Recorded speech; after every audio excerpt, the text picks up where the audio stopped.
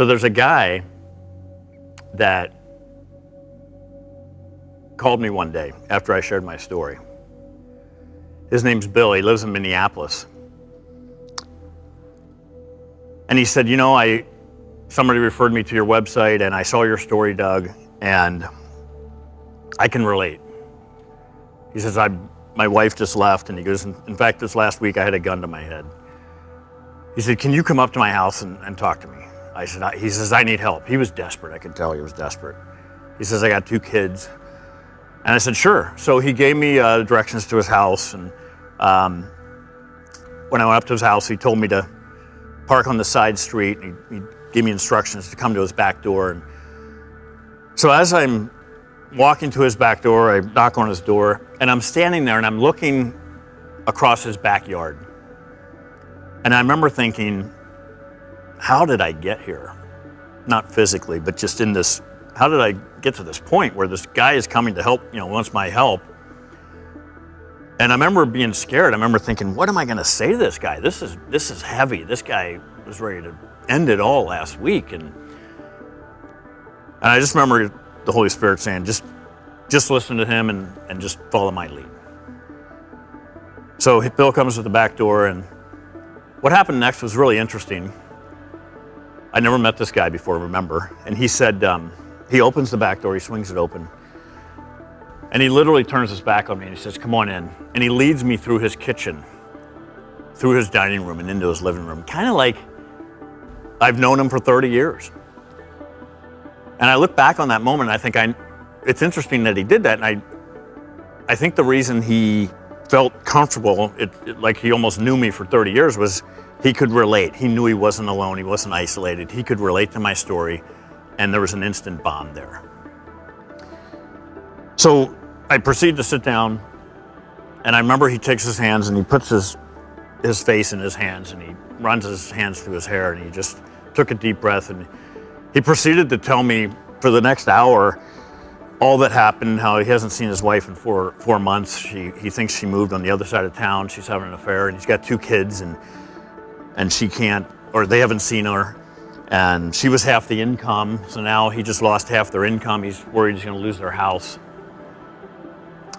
And at the end of it, after he got done telling everything, he kind of looked up to me and he said,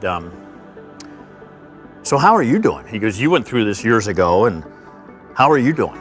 And so I was able to share with him all that God did in my life. And yeah, it was still tough, and there were still hard days, but I shared with him that verse, James 1:2-4, talks about considering it joy as I'm drawing closer to him, because if I'm drawing closer to God, like I said before, I'm surrendering everything over to him. So after that, I left, and he's texted me and he says, just knowing you're a text away means the world to me. Just knowing there's someone there that has gone before me means the world to me. So by sharing your story and your pain, it can become someone else's gain. You don't want to waste it. So none of us are identical. We're all different. We have all different abilities. Only you can offer you. Whatever it is you offer, it's unique to you. You have unique abilities, motivations,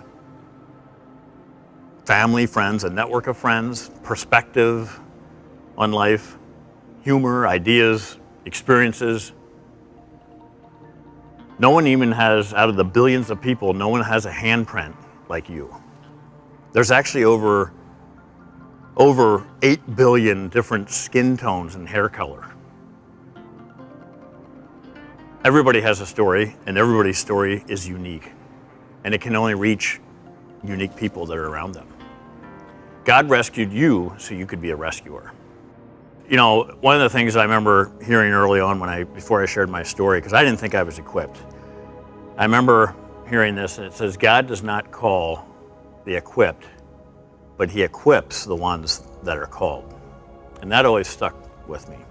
When I first started Hope 360, and when I felt prompted to share my story, I was scared. I thought, boy, I'm not a writer. I can't spell. I can't form eloquent sentences.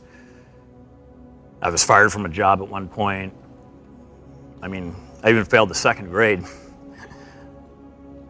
My kids actually, when they heard that, they said, "Dad, how did you fail second grade? It was so easy." And I said, "Well, I didn't really fail. It was, they kind of wanted to hold me back because it was a maturity thing, but yet my grades weren't well and good." And I said, "It was just a misunderstanding." And they said, "Well, couldn't you straighten it out?" I said, "Well, no, because everything they taught I misunderstood."